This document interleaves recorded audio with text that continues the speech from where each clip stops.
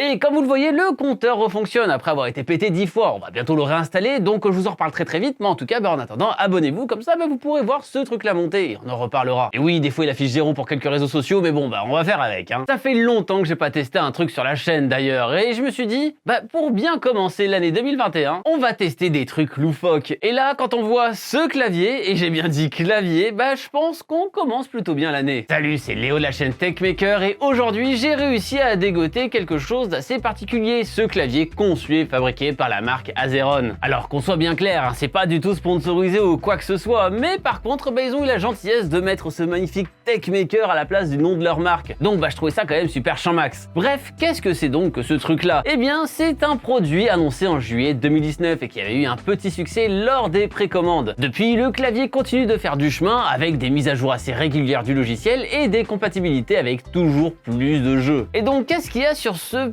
périphérique? Eh bien, il y a un joystick ainsi que 26 boutons programmables. Le tout est ultra customisable au niveau design d'ailleurs. Je l'ai ici en orange et noir, mais il y a moyen de l'avoir dans n'importe quelle couleur, du rouge, du violet, multicolore ou même quand ça brille dans le noir. On peut choisir la taille de la main, la forme de cette dernière avec le repose-main, etc., etc. C'est ultra customisable. Et on sent que c'est vraiment fait sur mesure au vu de la qualité du truc. En même temps, ça va entre 150 et 245 € suivant les customisations que vous choisissez. Donc il y a une certaine qualité qu'on attend quand même en retour. On voit d'ailleurs comment le tout a été fait, c'est majoritairement de l'impression 3D d'assez bonne qualité. Et donc je comprends que ça coûte plus cher à faire que des produits plus classiques faits en masse quoi. Et on voit bien que ça prend du temps parce qu'en général il faut 3 semaines de temps de production avant le temps de livraison. Donc faut clairement se remettre patience pour le recevoir. Une fois le contrôleur en main, on va vraiment pouvoir l'adapter au maximum à notre paluche, en ajustant la longueur des différentes sections de manière à ce que les boutons se placent parfaitement sous nos doigts. Et pourquoi ça se tient à la main gauche d'ailleurs, comme on peut le voir avec le joystick? Car non, c'est pas un truc de gaucher. Et puis quoi encore,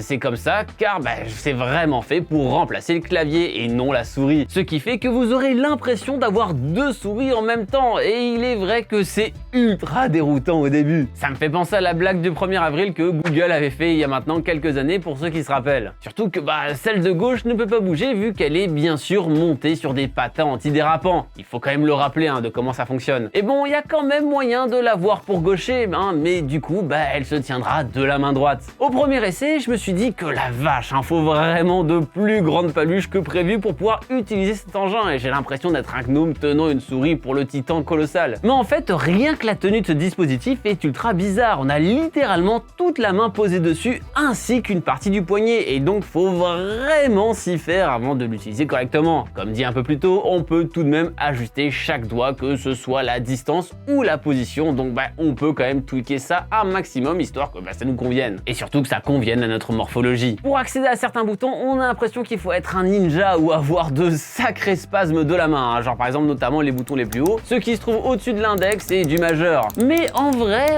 passer le temps d'adaptation, ça va. Les différents boutons n'ont pas besoin non plus d'une pression vraiment folle pour être activés. Ce qui est d'ailleurs encore une fois déroutant au début car on appuie partout sans faire exprès. Par contre, le bruit des petits clics est assez satisfaisant, exactement celui de certaines souris. On pourrait faire de l'ASMR avec ce truc. Maintenant, comment ça marche? Eh bien, tout passe par un logiciel Azeron Software sur lequel on va pouvoir mapper n'importe quel bouton de ce truc. De base, au niveau des profils, il y a celui qui correspond à une manette, ce qui peut être bien pratique pour avoir un jeu qui gère déjà la manette, mais il y a aussi un setup clavier plus standard avec par exemple la touche espace pour sauter en dessous du petit doigt. Bref, encore une fois, va falloir avoir un certain temps d'adaptation. Et le fait qu'il y ait un profil manette n'est pas du hasard, car c'est vraiment avec des jeux qui sont pensés pour la manette que je trouve que ce truc est le plus intéressant. Car dès qu'on veut remplacer des jeux qui profitent vraiment du classique ZQSD comme des jeux où le strafe est important, on ne peut pas être aussi efficace avec ça, car à chaque fois qu'on voudra aller dans la direction opposée, il va falloir déplacer son pouce dans la direction opposée. Vu que c'est un joystick, c'est un problème inhérent à l'utilisation d'un stick, et c'est pareil avec une manette. Ça se ressent par exemple sur Counter-Strike Global Offensive où pour le coup, pour avoir l'habitude de jouer avec un clavier,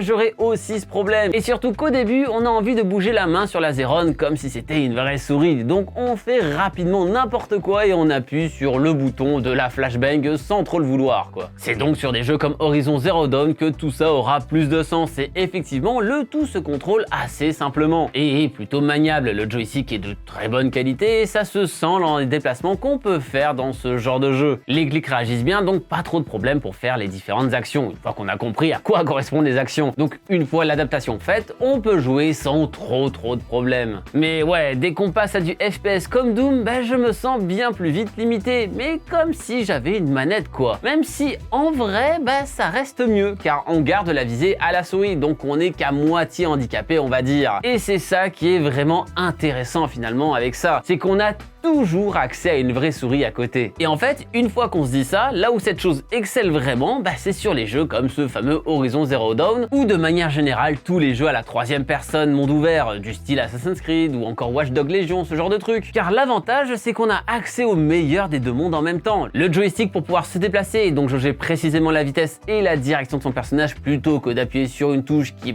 nous fera directement aller à balle, et en même temps la souris pour viser de manière précise et rapide plutôt que d'avoir un joystick qui là pour le coup, voilà quoi, hein. Désolé si vous jouez à des FPS ou à des shooters au joystick, mais c'est non, hein, clairement. Mais bon, on va quand même tester ça avec des jeux axés PC autres que du FPS, et pour ça, eh bien on va toujours prendre le fameux jeu sur lequel j'ai gâché 10 ans de ma vie avec plus de 7000 heures de jeu, World of Warcraft. C'est ici que j'ai passé le plus de temps dans les paramètres, car ouais, pour le coup, c'est ultra personnalisable, mais c'est aussi ultra inconnu au bataillon, et donc faut absolument tout faire soi-même. Ce qui fait que dès qu'on a un jeu avec plus de contrôle que celle d'une manette, bonjour l'angoisse. D'un autre côté, ça montre que tous ces contrôles seront accessibles d'un seul mouvement de doigt, et ça faut dire que c'est quand même bien pratique. Enfin, en même temps, c'est juste un peu le but du truc quoi. Mais bref, testons quand même. Effectivement, le mapping de chacun des boutons prend un petit peu de temps, hein, clairement, voire même un temps monstre, mais une fois fait, c'est pas trop dégueu, même si en vrai, c'est un peu le même problème que sur Counter-Strike Global Offensive. Ne pas avoir accès à un bon vieux ZQSD est fastidieux, et oui, je pourrais mapper les déplacements sur des doigts. Mais là, pour le coup, je sens que ça va vraiment être très ignoble et je vais me perdre toutes les 3 secondes. Et donc ouais, tout ça c'est rigolo. J'utiliserai clairement par ça quotidiennement car il y a vraiment un trop gros temps d'adaptation à chaque fois. Néanmoins, c'est franchement bien pensé sur ce que c'est dans l'ensemble. Même si oui, ça reste assez loufoque, hein, on est clair là-dessus. Et en vrai, je me demande s'il n'y a pas eu une occasion manquée ici, celle d'avoir vraiment une possibilité de déplacer cette chose et pas d'avoir ses patins antidérapants, comme si c'était une souris. Alors ça servirait pas à tout le monde, mais ça permettrait à ceux n'ayant qu'une main de disponible, et pas de sous-entendu bizarre ici, de pouvoir utiliser pleinement leur ordinateur. Alors effectivement, il y aura sûrement des appuis dans tous les sens sur les boutons, et c'est peut-être pour ça que c'est pas pensé comme ça, hein. Et c'est sûrement ça d'ailleurs, mais je me dis qu'avoir cette option serait utile pour certaines personnes souvent délaissées. Après, au pire, il y a toujours moyen de bouger la souris avec le joystick, de faire des trucs avec ça, mais bon, c'est peu ouf. En conclusion, j'étais très sceptique sur un objet pareil, et en vrai, oui, je vais rester sur mon clavier après ce test, c'est sûr. En revanche, ça reste très utilisable et peut potentiellement être une alternative intéressante pour certains styles de jeux vidéo. Par contre, ouais, c'est vraiment axé gaming, car utiliser ça pour de la bureautique, faut vraiment vouloir se faire du mal, et en plus, il va encore une fois vous manquer des touches, parce qu'il n'y a que 26 touches ici, et normalement, sur un clavier, il y en a un peu plus. Mais bref, vous en pensez quoi, vous, de ce contrôleur? Est-ce que vous pourriez acheter un truc du style et vous débarrasser de votre clavier de normie? Eh bien, dites-moi tout ça en commentaire, juste en dessous de cette vidéo. J'espère en tout cas d'ailleurs que cette dernière vous aura plu. Si c'est le cas, vous savez quoi faire, le pouce bleu de l'amour juste en dessous, le follow sur les réseaux sociaux, TikTok, Instagram, Twitch, tout ce que vous voulez, enfin ce que vous pouvez voir sur ce compteur quoi, ainsi que le partage de cette vidéo à tous les gens qui trouvent que le clavier c'est saut 2020 pour qu'ils puissent se procurer ce truc là, sachant qu'évidemment le lien se trouve en description. Et bien sûr, le plus important, si ce n'est pas déjà fait, pour aider à faire évoluer la chaîne, abonnez-vous à cette dernière en cliquant sur le logo qui vient d'apparaître juste là. C'était Léo, la chaîne Techmaker, et surtout, n'arrêtez jamais d'apprendre. Salut!